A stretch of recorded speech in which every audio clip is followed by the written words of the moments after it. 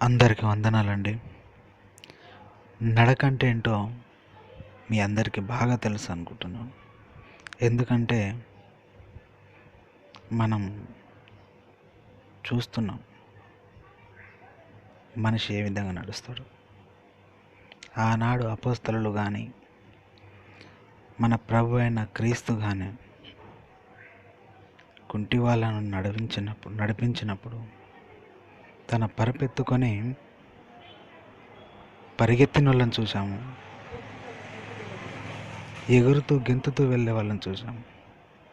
మరి ఇక్కడ చూడండి, కళ్ళుండి గుడ్డివారులా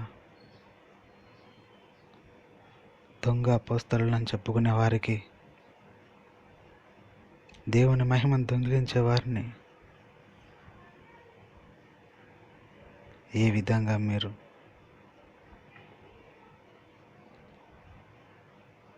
గమనించండి. అది నడకంటే మరి పక్కలున్న నిలబడి చెప్తున్న ఆ పాస్టర్ గారు నడిచే నడకనేమంటారు? ఇది నడకంటే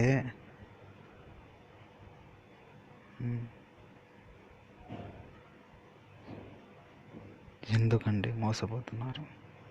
పాతాళానికి చేరువవుతున్నారు.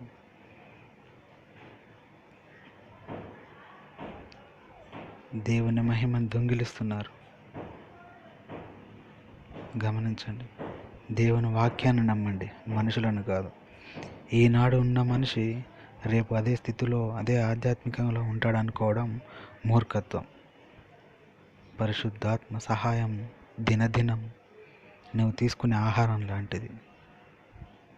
ఈనాడు దేవుడు సహాయం చేశాడు కదా అని రేపు కూడా సహాయం చేస్తున్నాడు అనుకొని భ్రమలోకి వెళ్ళిపోతున్నారు. జాగ్రత్తగా ఉండండి ప్రియులారా.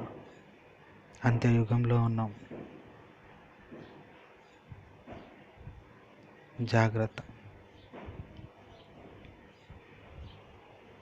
ఏది నిజమో ఏది అబద్ధమో అని గమనించి ముందుకెళ్ళండి.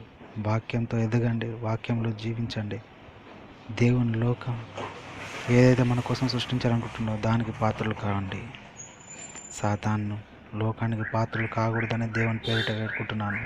ఆమెన్.